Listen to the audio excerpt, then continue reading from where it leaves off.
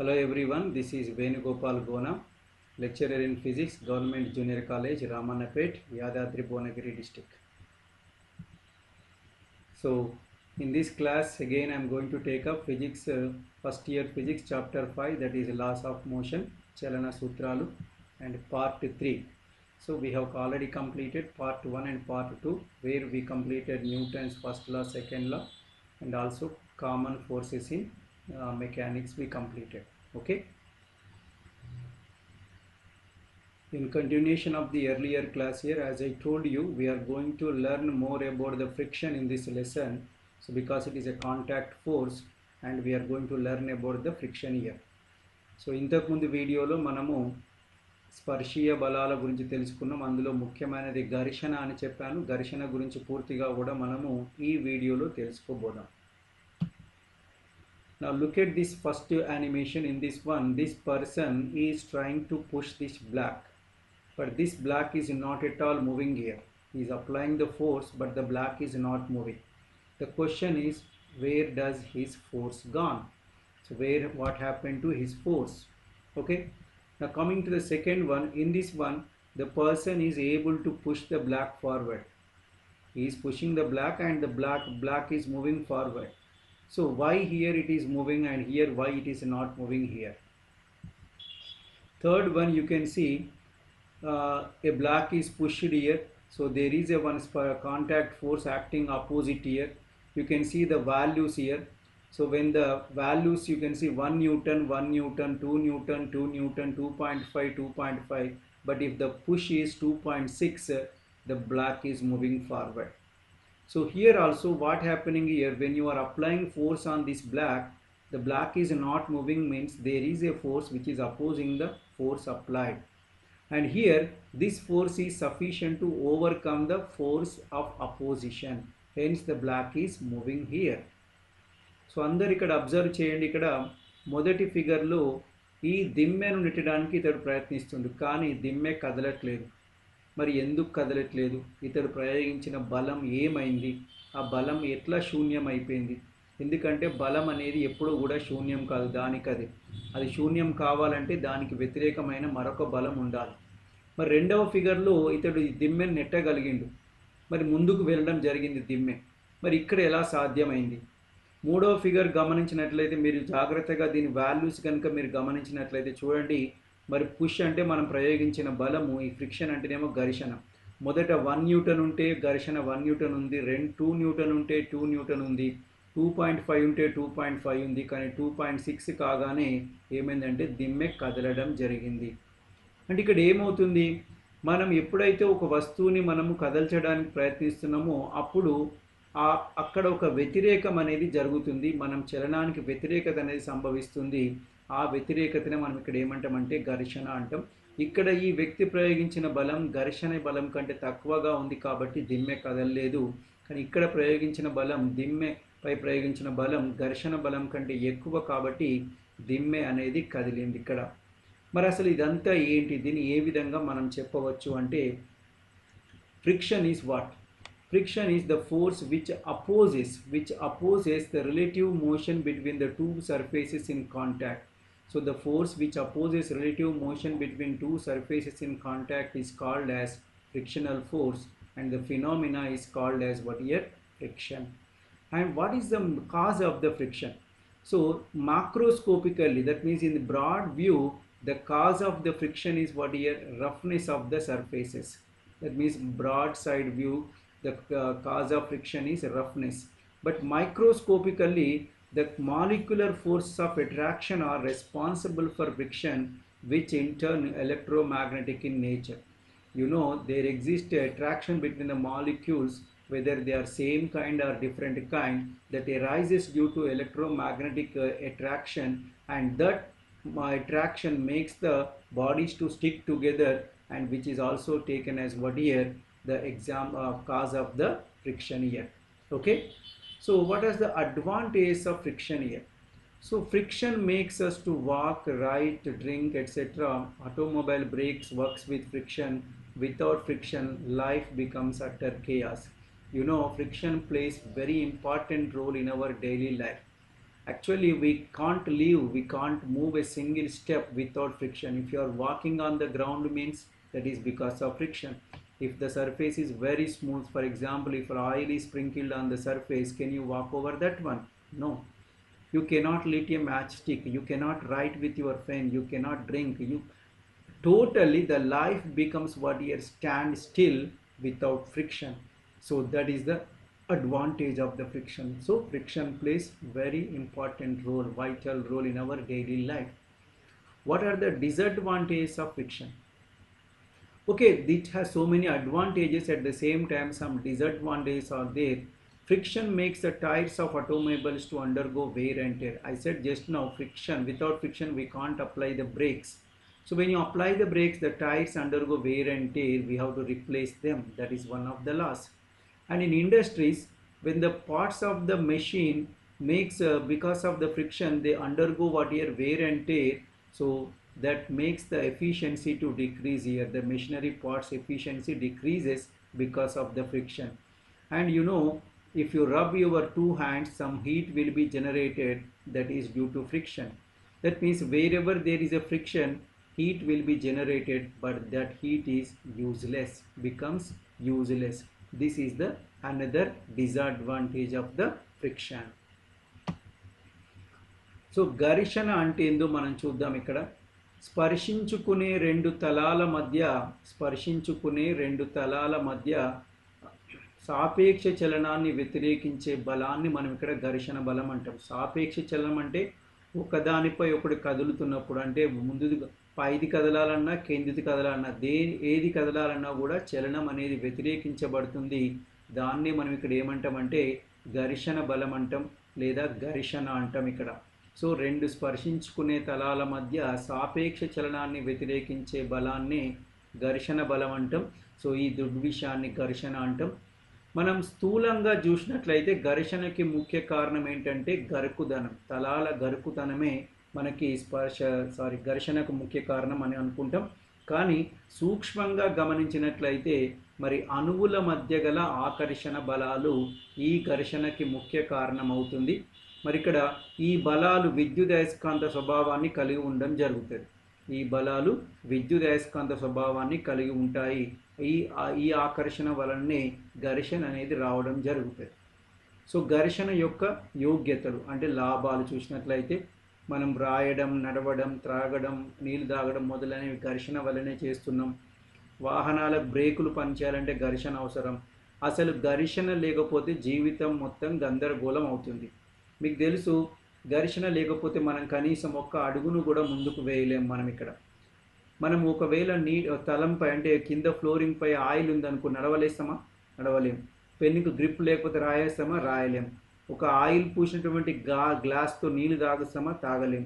So ఇదంతా కూడా కారణం ఏమిటి అంటే ఘర్షణ వల్ల జరుగుతుంది. ఘర్షణ లేకపోతే ఏమవుతుంది అంటే మన జీవితం అనేది ఒక నిశ్చల స్థితికి రావడం జరుగుతుంది. మనం అడుగు తీసి అడుగు వేయలేం, పూర్తిగా గందరగోళంగా అవుతుంది. వాహనాలకు బ్రేకులు పడవు. మీకు తెలుసో తెలియదు, ఒక కారు వేగంగా రోడ్డుపై వెళ్తూ ఒక మంచు పైకి వెళ్ళింది అనుకోండి, బ్రేకులు వేస్తే ఆ కారు ఆగదు, టైర్లు ఆగిపోతాయి, కానీ కారు మాత్రం ఆగదు, జారుతూ పోతూనే ఉంటుంది. ఎందుకంటే మరి మంచుపై ఘర్షణ అనేది తక్కువగా ఉంటుంది కాబట్టి. సో ఇవి ఘర్షణ వల్ల కలిగే లాభాలు. అదే సందర్భంలో ఘర్షణ వల్ల కొన్ని లాభాలతో పాటు నష్టాలు ఉన్నవి. ఇక్కడ అయోగ్యతలు అంటాం, ఇక్కడ డిసడ్వాంటేజెస్. అదేంటంటే ఘర్షణ వలన వాహనాల టైర్లు అరిగిపోతాయి. ఓకే, మనం బ్రేక్ వేయడం వల్ల కార్లు కానీ వాహనాలు కానీ ఆగుతాయి, కానీ అదే సమయంలో అవి అరిగిపోతాయి. ఇవి అరిగిపోతే వాటిని మనం మార్చాల్సి ఉంటుంది. ఇది ఒక డిసడ్వాంటేజ్. అదేవిధంగా పరిశ్రమలలో యంత్రాల యొక్క అరుగుదల అంటే వాటి మధ్య ఉండే ఘర్షణ వల్ల యంత్ర భాగాలు అరిగిపోతాయి. ఫలితంగా వాటి యొక్క దక్షత అంటే అవి ఏదైతే పనిచేసే సామర్థ్యం అనేవి తక్కువ కావడం జరుగుతుంది. నెక్స్ట్, మీరు రెండు చేతులను రబ్ చేసుకోండి, చేతులు వేడెక్కుతాయి. అంటే అర్థమేంటి? ఇక్కడ ఘర్షణ వల్ల ఎప్పుడూ కూడా ఉష్ణం అనేది ఉద్భవిస్తుంది, కానీ దానివల్ల ఎటువంటి ప్రయోజనం ఉండదు, అది వృధాగా మాత్రమే ఉంటుంది. ఇవి ఘర్షణ వల్ల నష్టాలు.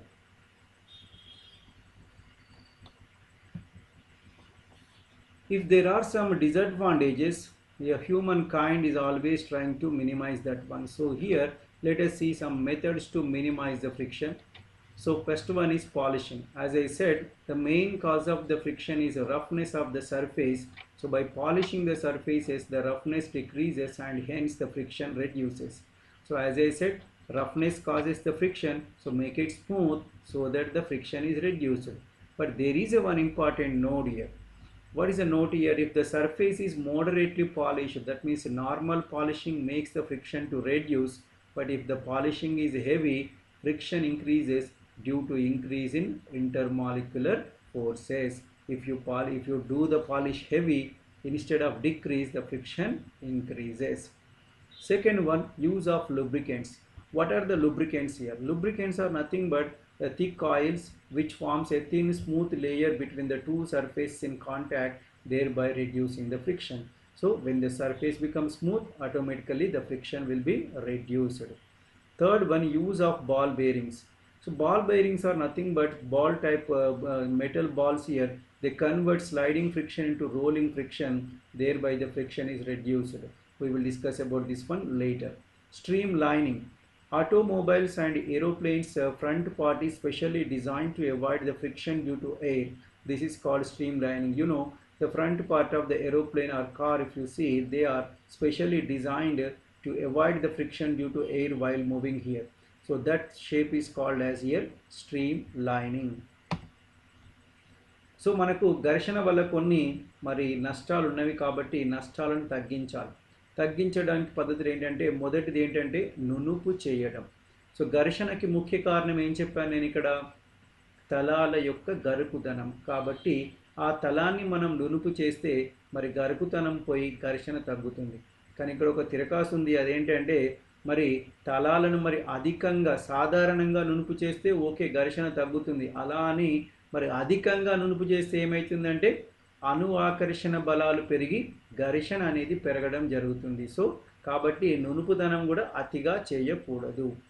రెండవది స్నేహకాలు. స్నేహకాలు అనేవి నథింగ్ బట్ ఏంటంటే ఇవి మందపాటి నూనెలు లేదా కందెనలు అంటాం వీటిని మనం ఉపయోగించినప్పుడు ఏమైందంటే ఇవి ఉపరితలాల మధ్య సన్నని మృదువైన పొరను ఏర్పరుస్తాయి, స్మూత్ లేయర్ని ఏర్పరుస్తాయి. సో మరి నునుపైన పొర ఉంటే ఏమవుతుంది? ఘర్షణ అనేది తగ్గడం జరుగుతుంది. మూడవది బాల్ బేరింగ్లు వాడడం. ఇవి మామూలుగా ఏం చేస్తాయంటే గతిక ఘర్షణను దొర్లుడు ఘర్షణగా మారుస్తాయి. అంటే మరి ఇవంటే ఎందుకు మనం తర్వాత నేర్చుకుంటాం. ఫలితంగా ఏమైందంటే మరి ఘర్షణ తగ్గుతుంది, ఎందుకంటే గతిక ఘర్షణ కంటే దొర్లుడు ఘర్షణ తక్కువగా ఉంటుంది కాబట్టి. మూడవది ధారావాహిక ఆకారం. కార్లకు మరియు విమానాలకి ప్రత్యేక ఆకారం చేయడం ద్వారా గాలి వల్ల కలిగే ఘర్షణను మనం తగ్గించవచ్చు. మీకు తెలుసు కార్లకి మరియు విమానాలకి ముందు భాగం ఒక స్పెషల్ డిజైన్ షేప్ ఉంటుంది. దానివల్ల ఏమైందంటే చలనంలో ఉన్నప్పుడు గాలి వల్ల కలిగే ఘర్షణ అనేది తగ్గడం జరుగుతుంది. Next types of friction. So friction is of three types. One is called static friction, second one is called kinetic friction, third one is called as rolling friction. ఘర్షణ మూడు రకాలండి ఇక్కడ. స్థైతిక ఘర్షణ, గతిక ఘర్షణ మరియు దొర్లుడు ఘర్షణ. స్థైతిక ఘర్షణ, గతిక ఘర్షణ మరియు దొర్లుడు ఘర్షణ. So what is static friction? The frictional force acting on a body at rest is called static frictional force. That means when a body is at rest and that force, the friction acting on that one is called static friction. And remember, this is very important. This friction comes into play only when external force is applied on it. That means if you don't apply the force, the friction is zero. If no external force acts, frictional force is zero. So if the applied force is less than static frictional force, the body does not move. Earlier I have shown some animation. The first one is trying to push the block, but it is not moving, means because of what here? The applied force is less than static frictional force. If the external force is gradually increased, the friction also increases up to a limit. We have seen a third one where a block is there. So if you go on increasing the friction, the static friction also increases up to a limit. And after that, it starts moving. This limit is the maximum static friction and it is called limiting friction. So limiting friction means what here? maximum static friction is called limiting friction. Maximum static friction is called limiting friction. If the external force is increased beyond limiting friction, the body comes into motion and static friction disappears. So as I told you, this frictional force acts when the body is only at rest. But once the body moves, this friction disappears. Next friction, that is kinetic friction, comes into play. So up to limiting friction, frictional force is increasing with applied force. That means if you apply, suppose if the limiting friction is 10 Newton, if you apply 5 Newton, frictional force is 5 Newton. If you apply 6, frictional force is 6. If you apply 9, frictional force is 9. Like that, the frictional force is adjusting itself according to the applied force. Hence, static friction has self-adjusting nature. We can say that static friction has self-adjusting nature. It's a very important concept here. Okay. స్థైతిక ఘర్షణ. So స్థైతిక ఘర్షణ అంటే ఏంది ఇక్కడ?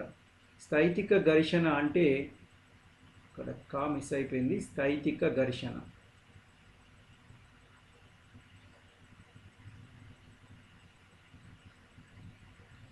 స్థైతిక ఘర్షణ అంటే ఏంది? ఇక్కడ నిశ్చల స్థితిలో ఉన్న వస్తువుపై పనిచేసే బలాన్ని మనం ఇక్కడ ఏమంటామంటే స్థైతిక ఘర్షణ అంటాం.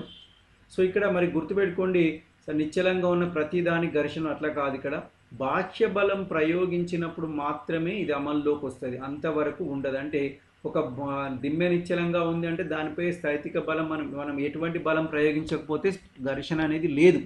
ఘర్షణ ఎప్పుడు వస్తుంది అంటే బాహ్య బలం ప్రయోగించినప్పుడు మాత్రమే వస్తుంది. ఎప్పుడైతే బాహ్య బలం శూన్యం అవుతుందో, అంటే మనం ప్రయోగించలేదు, అప్పుడు స్థైతిక ఘర్షణ కూడా శూన్యం. సో బాహ్య బలాన్ని మనం స్థైతిక ఘర్షణ బలం కంటే తక్కువ అయితే వస్తువు కదలదు, మరియు స్థైతిక ఘర్షణ బలం విలువ బాహ్య బలం సమానం అవుతుంది. అంటే ఫర్ ఎగ్జాంపుల్ 10 న్యూటన్ ఉంది స్థైతిక ఘర్షణ, మనం 5 న్యూటనే అప్లై చేస్తే ఏమైంది? అది కదలదు. బాహ్య బలం మనం క్రమంగా పెంచితే ఏమైందంటే ఘర్షణ కూడా పెరుగుతుంది. ఎంతవరకు? ఒక అవధి వరకు మాత్రమే పెరుగుతుంది. సో ఏ విధంగా అయితే ఆ అవధి ఉంటుందో ఆ గరిష్ట బలాన్ని మనం ఇక్కడ ఏమంటామంటే సీమాంతర ఘర్షణ అంటాం. అంటే ఏదైతే స్థైతిక ఘర్షణ ఉంటుందో దాని గరిష్ట విలువని ఏమంటామంటే సీమాంతర ఘర్షణ అంటాం. సీమాంతర ఘర్షణ తర్వాత కూడా మనం బాహ్య బలం పెంచితే వస్తువు అనేది కదులుతుంది, మరియు అప్పుడు స్థైతిక ఘర్షణ అదృశ్యం అవుతుంది.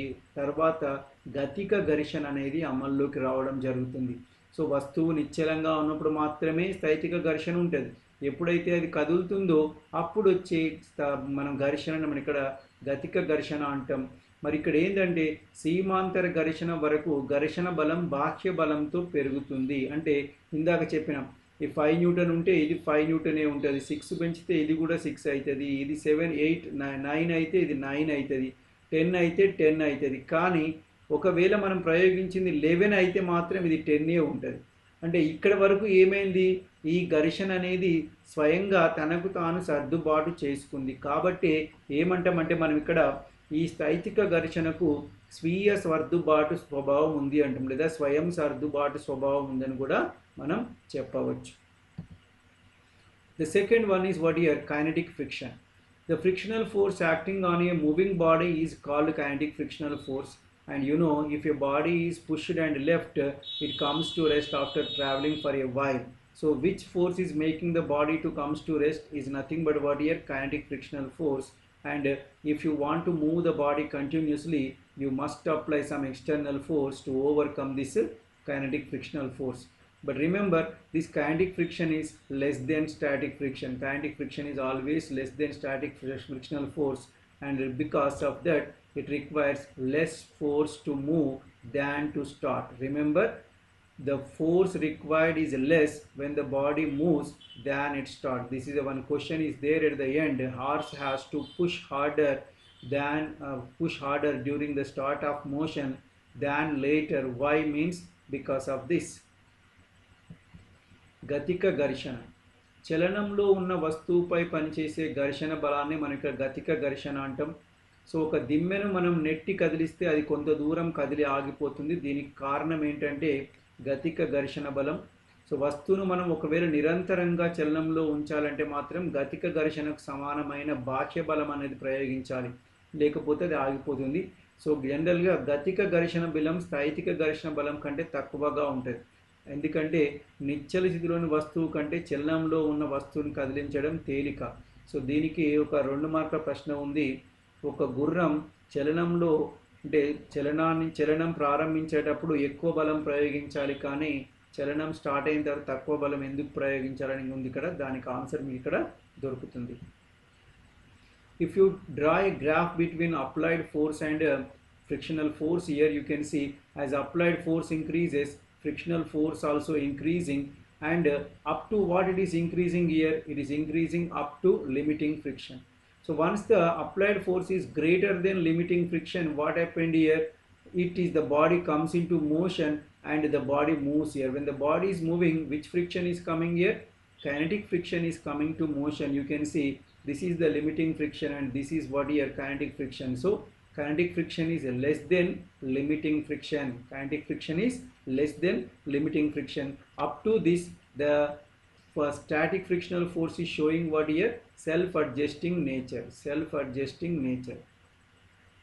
ఇక్కడ గ్రాఫ్ చూడండి. ఇక్కడ మీరు బాహ్య బలానికి మరియు ఘర్షణ బలానికి చూస్తే బలం పెంచుతున్న కొద్ది ఘర్షణ బలం కూడా పెరిగింది. ఎక్కడ వరకు పెరిగిందంటే సీమాంతర ఘర్షణ వరకు పెరిగింది. ఇది సీమాంతర ఘర్షణ. సో ఆ తర్వాత కూడా మనము మరి ఈ బలాన్ని పెంచినట్లయితే వస్తువు చలనంలోకి వస్తుంది. చలనంలో ఉన్నప్పుడు వచ్చే మరి ఘర్షణ ఏంటంటే గతిక ఘర్షణ. మీరు గమనించండి, ఇక్కడ ఈ ఘర్షణ అనేది సీమాంతర ఘర్షణ కంటే తక్కువగా ఉంది. ఈ గ్రాఫ్లో ఇక్కడ వరకు కూడా ఈ ఘర్షణకి స్వయం సర్దుబాటు గుణం అనేది మనకి కనిపించడం జరుగుతుంది. Next, loss of friction. So frictional force is independent of area of contact. That means it does not depends on area and it is always directly proportional to normal reaction. Frictional force is static frictional force is directly proportional to normal reaction. So you know maximum static friction is called limiting friction, and if you remove the proportionality sign you will get mu s, and n is called normal reaction, mu s is called coefficient of static friction. In general, Fs is less than or equal to mu s n. Generally, if the applied force is less than limiting friction, this will be less, and at maximum this is equal here.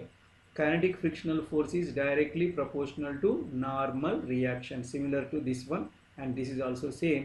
Mu k is called what here? Coefficient of kinetic friction. And remember, kinetic friction is independent of velocity. Kinetic frictional force is independent of velocity. It depends only on the nature of the surfaces in contact. ఘర్షణ సూత్రాలు. మొదటిది ఏంటంటే ఈ స్థైతిక ఘర్షణ అనేది స్పర్శించే వస్తువు వైశాల్యంపై ఆధారపడదు. అంటే వస్తువు యొక్క వైశాల్యం అంటే స్పర్శలో ఉన్న వైశాల్యం తక్కువ ఉందా ఎక్కువ ఉందా దానిపై ఆధారపడదు. సెకండ్ది ఇక్కడ ఏంటంటే ఈ స్థైతిక బలం కేవలం అభిలంబ ప్రతిచర్యకు అనులోమానుపాతంలో ఉంటుంది. అభిలంబ ప్రతిచర్యకు అనులోమానుపాతంలో ఉంటుంది. ఈ ప్రపోర్షనాలిటీ సైన్ తీసేస్తే మనకి ఏమొస్తుంది? మ్యూ ఎస్ ఎన్ అని వస్తుంది. ఇక్కడ ఎన్ అంటే ఏంటంటే అభిలంబ ప్రతిచర్య, మ్యూ ఎస్ అంటే స్థైతిక ఘర్షణ గుణకం. సో ఇది ఈక్వల్ రాసినాం కదా, ఇది మ్యాక్సిమం అంటే గరిష్టంగా ఉంటేనే ఈక్వల్. సాధారణంగా రాసే సంబంధం ఏంటంటే Fs is less then or equal to mu s అని రాస్తాం ఇక్కడ. ఇక మూడోది ఏంటంటే గతిక ఘర్షణ బలం అవిలంబ ప్రతిచర్య బలంకు అనులోమానుపాతంలో ఉంటుంది. So Fk proportional to n and Fk equal to mu kn. ఇక్కడ మ్యూ k ఇక్కడ. సో మ్యూ k ఏంటంటే గతిక ఘర్షణ గుణకం. ఈ గతిక ఘర్షణ గుణకం వస్తువు యొక్క వేగంపై ఆధారపడదు. ఇది కేవలం తలం యొక్క స్వభావంపై మాత్రమే ఆధారపడుతుంది. And the last one is here, the rolling friction. If a body like a ring or a sphere is rolling without slipping over a horizontal plane, will suffer no friction in principle. At every instant there is just one point of contact between the body and the plane, and this point has no motion relative to the plane. In this ideal situation, kinetic and static friction is zero, and the body should continue to roll with the constant velocity. Remember, if a sphere is rolling like this, only the one point is in contact and that point is not at all moving when the sphere is moving. So if there is not at all moving means there is no static or kinetic friction. That means if this is rolling, it should roll continuously. But what happens after rolling for a while, it comes to rest. Why it is coming to rest? There is a force opposing the motion, and that force is normally termed as what here? Rolling friction, and which is generally opposes the rolling motion. And this is generally smaller than kinetic friction. So rolling, during the rolling, the surface in contact is generally deformed. That means a part of this one will be deformed and the area increases, contact area increases. And remember, as the area increases, the rolling friction also increases. Means rolling friction is directly proportional to area of contact. Third one ఏంటంటే ఇక్కడ దొర్లుడు ఘర్షణ. So ఒక క్షితీయ సమాంతర తలంపై ఒక ఉంగరం లేదా ఒక గోళం దొర్లుతున్నప్పుడు, అంటే ఈ విధంగా ఒక గోళం తీసుకుందాం మనం. ఈ విధంగా గోళం ఒకటి దొర్లుతున్నప్పుడు దీనికి తలంతో స్పర్శలో కేవలం ఒక బిందువు మాత్రమే ఉంటుంది. ఈ బిందువుకి ఎటువంటి సాపేక్ష చలనం లేదు. కానీ మరి ఇక్కడ ఇటువంటి సాపేక్ష చలనం లేనప్పుడు ఎటువంటి గతిక ఘర్షణ కానీ స్థైతిక ఘర్షణ కానీ ఉండొద్దు. ఈ గోళం అనేది మరి నిరంతరంగా కదులుతూ పోతుండాలి. కానీ మీకు తెలుసు, ఒక బంతిని మనం తలం మీద రోల్ చేసి వదిలేస్తే ఏమైందంటే కొద్ది దూరంలో పోయాక ఆగిపోతుంది.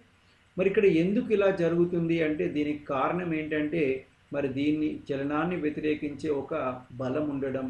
ఆ బలమే ఇక్కడ ఏంటంటే దొర్లుడు ఘర్షణ బలం. సో ఇక్కడ ఒక వస్తువు దొర్లుతున్నప్పుడు దాని చలనాన్ని వ్యతిరేకించే బలాన్ని మనం ఇక్కడ ఏమంటామంటే మనం దొర్లుడు ఘర్షణ అంటాం. ఇది స్థైతిక మరియు గతిక ఘర్షణ కంటే తక్కువగా ఉంటుంది. ఎప్పుడైతే మనకు వస్తువు ఈ విధంగా దొర్లుతుందో స్పర్శలో ఉన్న ఏదైతే బిందువు ఉందో ఆ తలం కొద్దిగా ఏమవుతుందంటే జనరల్గా అది వైకల్యం చెందుతుంది, అంటే ఫ్లాట్గా అవుతుంది. దానివల్ల స్పర్శ వైశాల్యం పెరుగుతుంది. ఈ పెరిగిన వైశాల్యం ఏమవుతుంది అంటే గతిక ఘర్షణని దొర్లుడు ఘర్షణ పెంచడానికి ఉపయోగపడుతుంది. సో కావున మనం ఇప్పుడు ఏం చెప్తామంటే ఈ దొర్లుడు ఘర్షణ అనేది మరి ఈ వైశాల్యానికి నేరుగా అనులోమానుపాతంలో ఉండడం జరుగుతుంది. సో ఇది దొర్లుడు ఘర్షణ అండి.